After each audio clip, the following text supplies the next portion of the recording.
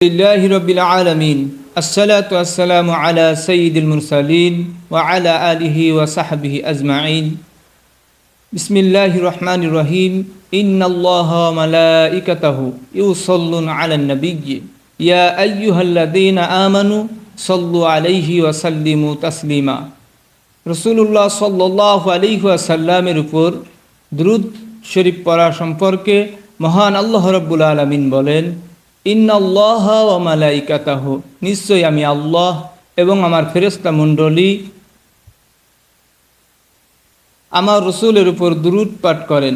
ইয়া আইয়ুহাল্লাযিনা আমানু, হে ঈমানদারেরা, ইউসাল্লু আলাইহি ইয়া আইয়ুহাল্লাযিনা আমানু সাল্লু আলাইহি ওয়া সাল্লিমু তাসলিমা, হে ঈমানদারেরা, তোমরাও আমার নবীর উপরে দুরূদ ও সালাম পাঠ করো তাজিমের সাথে, সম্মানের সাথে। আর রাসূলুল্লাহ সাল্লাল্লাহু আলাইহি ওয়াসাল্লাম দুরূদ শরীফের ফজিলত সম্পর্কে বর্ণনা করেন, যে ব্যক্তি সহিহ মুসলিমের মধ্যে আসছে, যে ব্যক্তি আমার রাসূলুল্লাহ সাল্লাল্লাহু আলাইহি ওয়াসাল্লামের উপর একবার দুরূদ শরীফ পাঠ করবে, আল্লাহ রাব্বুল আলামিন তার উপর 10টি রহমত বর্ষণ করবেন। নাসাই শরীফের মধ্যে হাদিস আসছে, রাসূল আকরাম সাল্লাল্লাহু আলাইহি ওয়াসাল্লাম বলেন, যে ব্যক্তি আমি নবীর উপরে একবার দুরূদ পাঠ করবে, আল্লাহ রাব্বুল আলামিন তার আমলনামা থেকে 10টি গুনাহ কেটে দেবেন, তার আমলনামায় 10টি নেক লিখবেন। আল্লাহ রাব্বুল আলামিন তার 10টি মর্যাদা বৃদ্ধি করবেন। সম্মানিত শ্রোতা,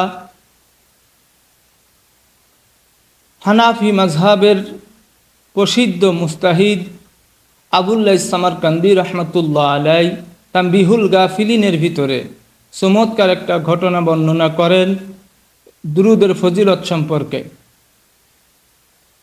একদিন আবু জেহেল তার সাঙ্গপাঙ্গ নিয়ে কাবা শরীফের পাশে দাঁড়িয়েছিলেন। একজন ভিক্ষুক এসে আবু জেহেলের কাছে বললেন, আমাকে কিছু ভিক্ষা দেন। আবু জেহেল বললেন, আমরা তো ভিক্ষা দেই না।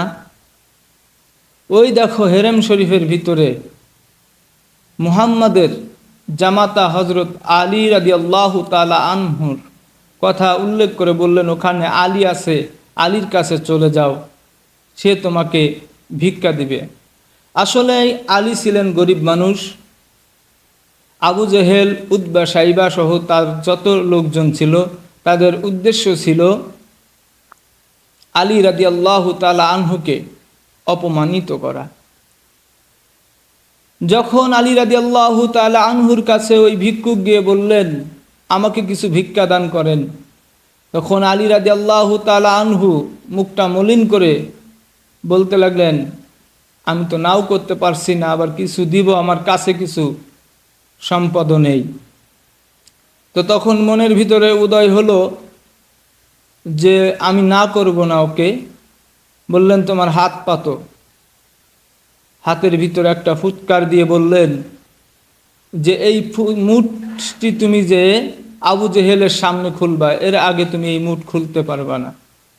যখন চলে গেলেন, ভিক্ষুক গিয়ে আবু জেহেলের সামনে, যখন আবু জেহেল জিজ্ঞাসা করলেন যে আলী তোমাকে কি দিয়েছে, তখন ভিক্ষুক মুষ্টি খুললেন, খোলার সঙ্গে সঙ্গে দেখলেন একটি মুক্তার দানা তার হাতের ভিতরে।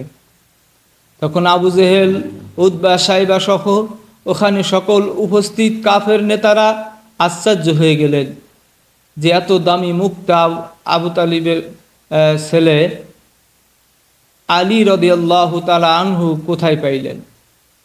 তখন সবাই চলে গেলেন ভিক্ষুক সহ। জিজ্ঞাসা করলেন, আলী তুমি এত দামি মুক্তা কোথায় পেলে? বললেন, আমি তো তাকে মুক্তা দেই নাই। তাহলে কি দিয়েছ? বললেন, আমার দেওয়ার মতো কোনো সামর্থ্য ছিল না, আর যদি একে আমি ফিরায় দেই, আমার ইসলামকে ছোট করা হয়, আমার রসুলকে ছোট করা হয়।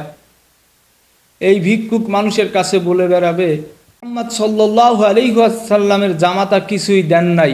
তখন আলী রাদিয়াল্লাহু তাআলা আনহু বললেন, আমি আমার নবীর উপরে একবার দুরূদ পাঠ করে আমি তার হাতের ভিতরে ফুক মেরে দিয়েছি, হয়তোবা এই দুরূদের বরকতে আল্লাহ রাব্বুল আলামিন তার হাতের মধ্যে মুক্তার দানা দান করে দিয়েছেন। সুবহানাল্লাহি বিহামদিহি। সম্মানিত শ্রোতামণ্ডলী, এই জন্য আমাদের সকলেরই উচিত আমার নবীর উপরে বেশি বেশি করে দুরূদ পাঠ করা। অভাবগ্রস্ত আছেন, ঋণগ্রস্ত আছেন, পেরেশানির ভিতরে আছেন, আমার নবীর উপরে দুরূদ পাঠ করবেন, পেরেশানি দূর হয়ে যাবে। শুধু তাই নাই, আল্লাহর হাবিব সাল্লাল্লাহু আলাইহি ওয়াসাল্লাম হাদিস শরীফের মধ্যে বলেছেন, হাদিসখানা বাইহাকি শরীফের মধ্যে আসছে, সহিহ ইবনে হিব্বানের ভিতরে আসছে যে আল্লাহ রসুল সাল্লাল্লাহু আলাইহি ওয়াসাল্লাম বলেন, কাল কিয়ামতের ময়দানে ওই ব্যক্তি আমার সবচাইতে নিকটবর্তী স্থানে, আমার নিকটে থাকবে, আমার সবচাইতে কাছে থাকবে, যে দুনিয়াতে অধিক পরিমাণে আমি নবীর উপরে দুরূদ পাঠ করবে। আল্লাহ রাব্বুল আলামিন আমাদের সবাইকে আমার রসুলের উপর বেশি বেশি করে দুরূদ পড়ার তৌফিক দান করুন, আমিন। এই বলেই আলোচনা আজকের মতো এখানেই শেষ করছি। পরবর্তীতে আবার দেখা হবে ইনশাআল্লাহ আগামী পর্বে। আসসালামু আলাইকুম ওয়া রাহমাতুল্লাহি ওয়া বারাকাতুহু।